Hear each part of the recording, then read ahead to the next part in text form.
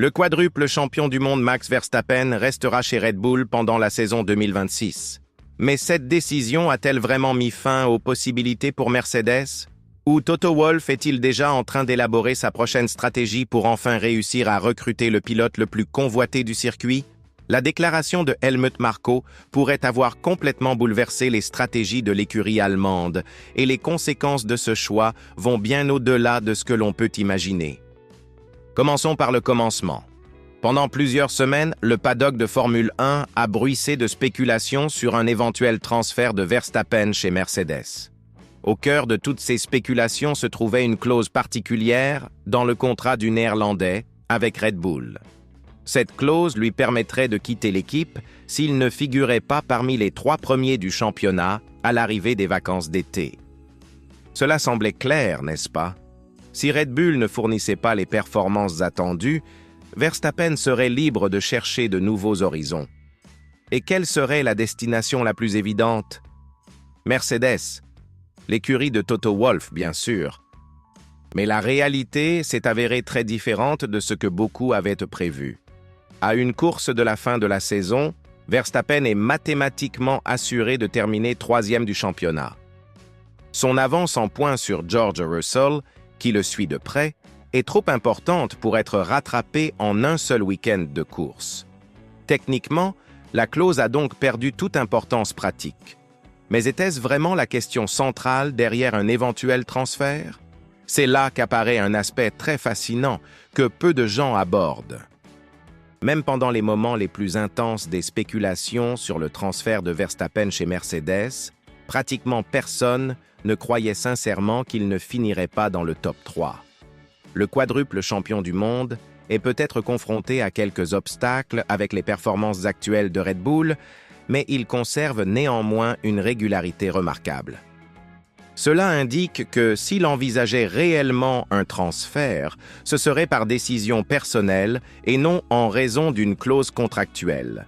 Et c'est précisément là que la situation devient encore plus complexe. Car soyons réalistes quant à la situation actuelle.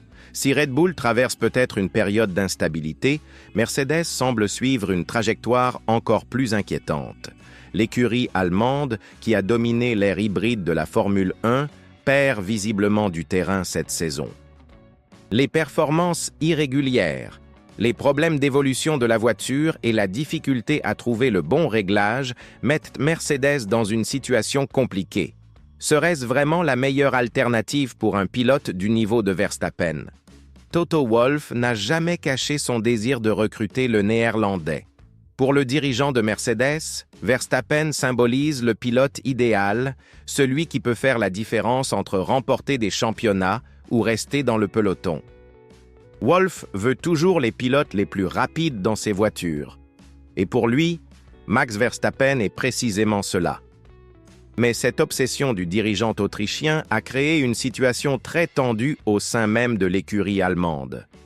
George Russell et Andrea Kimi Antonelli étaient pleinement conscients de la menace que Verstappen représentait pour leur position chez Mercedes. Russell, qui a pris la tête de l'écurie après le départ de Lewis Hamilton pour Ferrari, comprenait que sa position pourrait être en danger si Mercedes parvenait à convaincre le quadruple champion du monde. Antonelli, le jeune Italien qui fait ses premiers pas en Formule 1, ressentait également la pression d'une éventuelle arrivée du Néerlandais.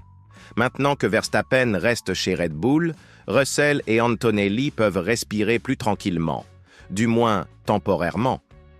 Wolff a déjà indiqué ces dernières semaines que le maintien du duo actuel était une priorité pour l'écurie. Et tout semble indiquer que la formation Mercedes restera inchangée pour la nouvelle ère réglementaire qui débutera en 2026. Mais voici l'aspect fondamental que beaucoup négligent. Le fait que Verstappen ne rejoigne pas Mercedes en 2026 ne signifie pas que Wolff a abandonné ses objectifs. En réalité, c'est peut-être exactement le contraire. Le dirigeant de Mercedes est peut-être en train de mener un jeu beaucoup plus vaste et stratégique que nous ne le pensons. Verstappen se positionne de manière très astucieuse. En restant chez Red Bull pour une saison supplémentaire, il aura l'occasion idéale d'observer comment toutes les écuries s'adaptent aux nouvelles règles techniques de 2026. C'est une stratégie de maître, car il pourra analyser quelle équipe émergera réellement comme favorite avant de prendre une décision concernant son avenir. Et si Mercedes parvient à se restructurer et à redevenir compétitive, elle deviendrait automatiquement l'alternative la plus logique pour le Néerlandais en 2027. Cela crée une situation très intéressante d'un point de vue contractuel. Russell et Antonelli ont tous deux des contrats qui expirent à la fin de cette saison. Wolff sera certainement ravi de proposer à au moins l'un d'entre eux un contrat d'1 an seulement, préservant ainsi la flexibilité nécessaire si une opportunité de recruter Verstappen se présente dans un avenir proche. Mais ici, une question délicate se pose. La possibilité que Russell accepte un contrat d'1 an seulement n'est pas très élevée. Il a été le nom le plus souvent associé à un éventuel départ de Mercedes si Verstappen rejoignait l'écurie. Après avoir pris la tête de l'équipe avec le départ de Lewis Hamilton pour Ferrari, Russell souhaite naturellement une stabilité à long terme pour son avenir en Formule 1. Accepter un contrat d'1 an reviendrait pratiquement à reconnaître qu'il n'est maintenu qu'à titre temporaire. La situation d'Antonelli est complètement différente.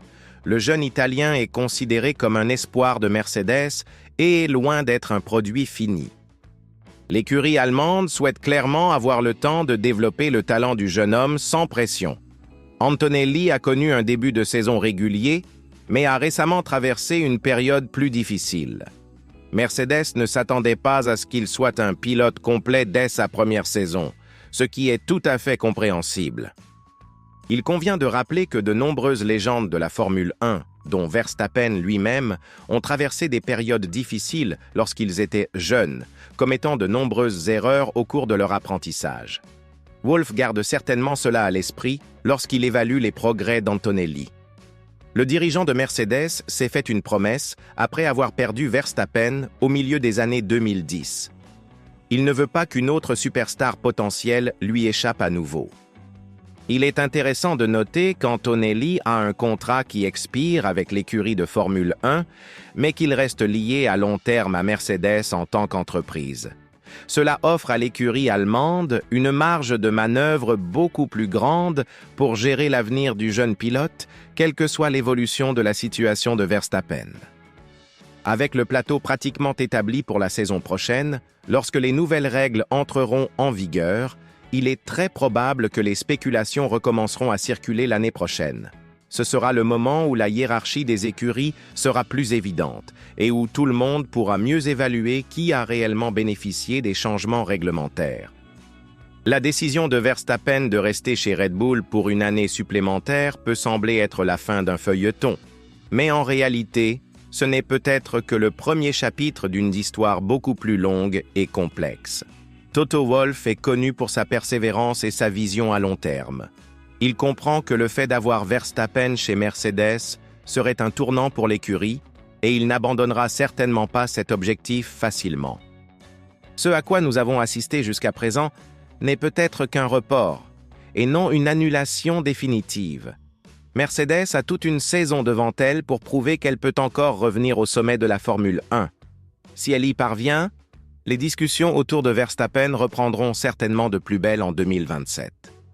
Et cette fois-ci, les circonstances seront peut-être beaucoup plus favorables à un changement historique qui pourrait redéfinir complètement l'équilibre des forces sur la grille de départ de la Formule 1.